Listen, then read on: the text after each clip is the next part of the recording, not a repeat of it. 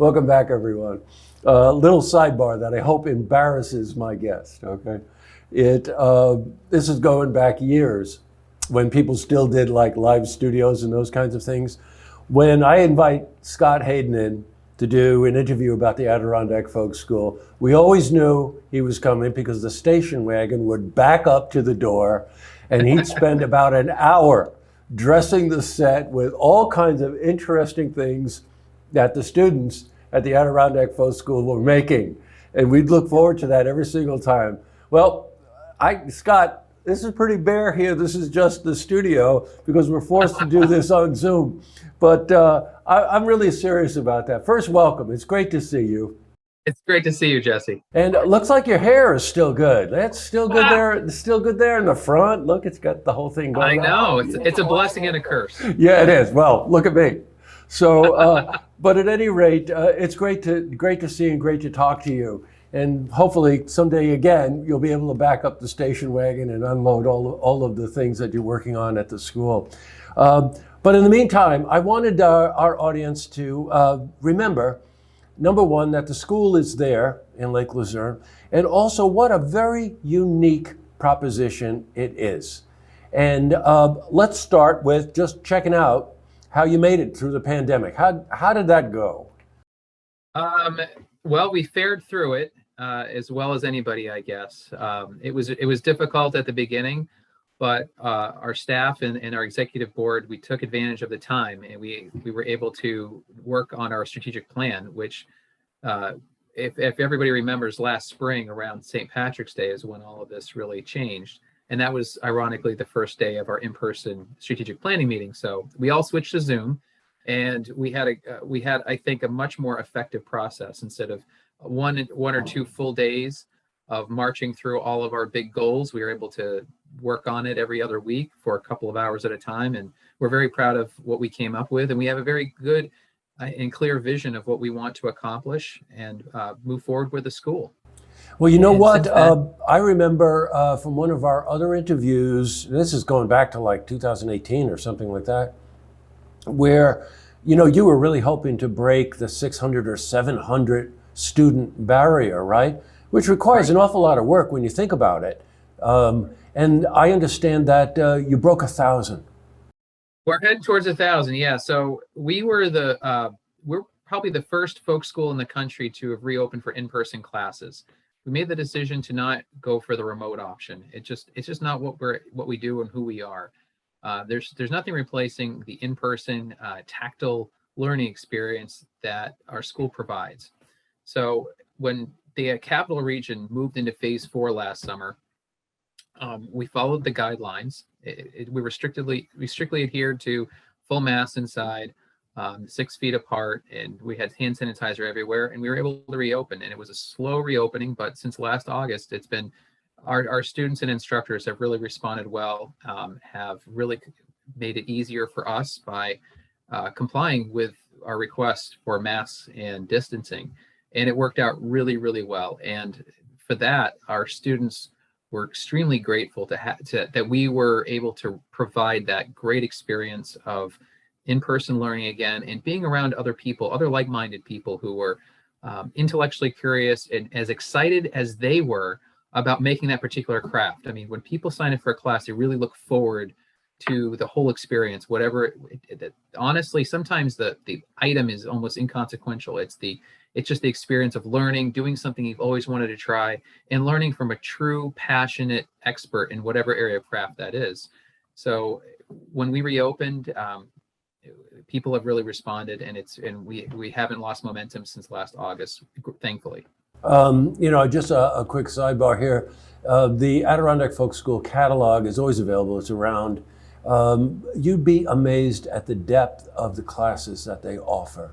I'm thinking of the blacksmith classes, right? I'm thinking of teaching guitar lessons, thinking about making birdhouses, make a canoe. I mean, think about your bucket list. If you go through that catalog, there's something on your bucket list, I'll tell you that. And and you're so right about the fact that the camaraderie, being in one of those classrooms is really an experience, Scott, because there is this team effort about wanting to help each other. show what you're doing to each other, inspire each other. When you get into folk art and folk artistry, it something happens. There's a different kind of connection, and it's not. It is about the learning, but quite honestly, it goes way beyond that. I totally get what you're talking about, and I'm sure many of our viewers do also. So at any rate, you must be very grateful about being able to make it through that period and then turn the corner. So give us a sense of where you are now and what you're looking to accomplish. Well, like I said, we're at nearly 900 students so far this year. So we'd like to break that 1,000 student barrier in 2021. So, like Jesse just said, if there's an interest, check out our website for classes or request a catalog, and be happy to mail one to you. We're getting ready for 2022, believe it or not. We're just starting this week, reaching out to our instructors. We're always looking to expand our offerings, new class opportunities, new offerings. This year, we were able to provide a dulcimer making class. A dulcimer is like a mandolin lap guitar. So we had 7 very, very happy people who were able to leave with their own Adirondack dulcimer, for example. Everything from woodworking to blacksmithing, fiber arts, like weaving a rug. Those are the opportunities that we're providing. So. But we're looking to expand our offerings even more. We want to build on the success of 21 next year as well. So that's the big horizon. And honestly, we couldn't do all of this. We couldn't do any of this without the support of our members and our students and our supporters. It's been very humbling and very validating of what the work that we do here and how great it's been supported. Another side to this too, Scott, is I'm thinking that, when you go through something like the pandemic, you kind of shift your priorities and you learn things about yourself and about your family and whatnot. And the idea that you can share learning Americana folk art and create the kinds of things you're talking about. My wife is a weaver, and there's just something so amazing about that tactile feel. It's a piece of history. It's a piece of the future. It's all put together. It's all in there together. One of the classes that absolutely stuns me, of course, is canoe making, right? Oh, yeah. I'm not certain I want to get in a boat that I made, by the way. I'm not exactly sure about this guy. But at any rate, we hear so much about the changing face of retail and whatnot. And I know that Ed Moore and you got together and they provided space for the folk school at the outlets for the canoe making class. What was that like? The instructor who's taught a lot of places, not just here, but around, he said it was the best teaching environment he's ever had. So it was space right behind the Log Jam restaurant and kitty corner to the Fish 307. And it couldn't have been more ideal. It was just well lit, plenty of parking, and plenty of space. And so our instructor was really happy. And our students reap the benefit because our instructors, when they're able to just focus on delivering the program, and the program is their particular craft that they love, and they love passing it along. So when they're happy, they're much more effective with just passing on not just their knowledge and skill, but their passion for their craft. So we've had 7 very happy students so far this year, and we have 5 more coming up next month. These are craftsmen teaching apprentices. It's really, in so many of the things that you do, that's really the kind of way you would frame it, right?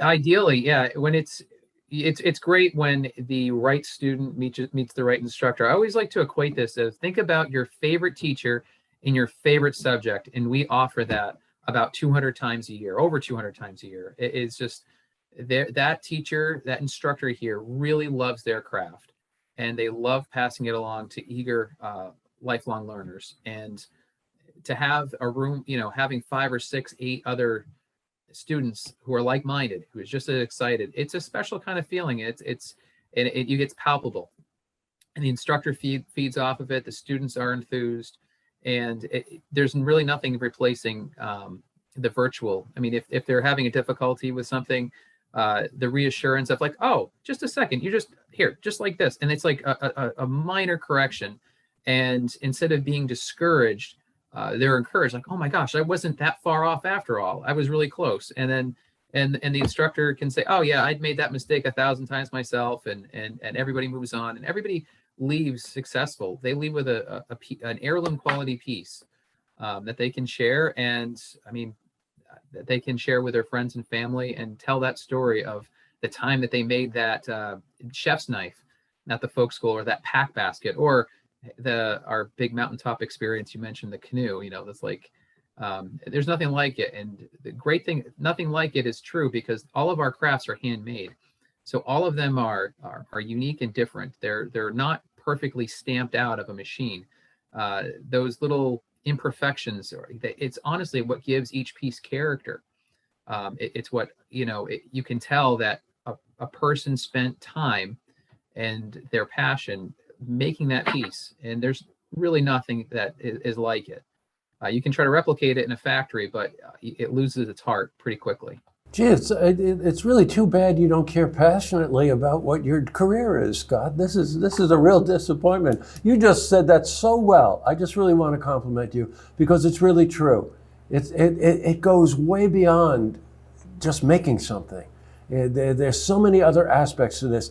Look, Scott, I want our viewers to know there's a website on the bottom of the screen. I really encourage you, please help Adirondack Folk School break 1,000 students this year.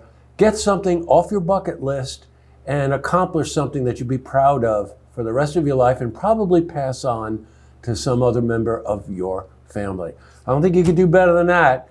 Well, look, Scott, unless you're going to start doing hairbrushes or anything like that, I was going to do it. You knew it was coming. A little bit. Okay. It's okay. I know. Thank you for putting up with it, and thanks for taking the time. It's so great to talk to you again. You too, Jesse. And I'll be checking in with you, and hopefully the next one we'll do in person.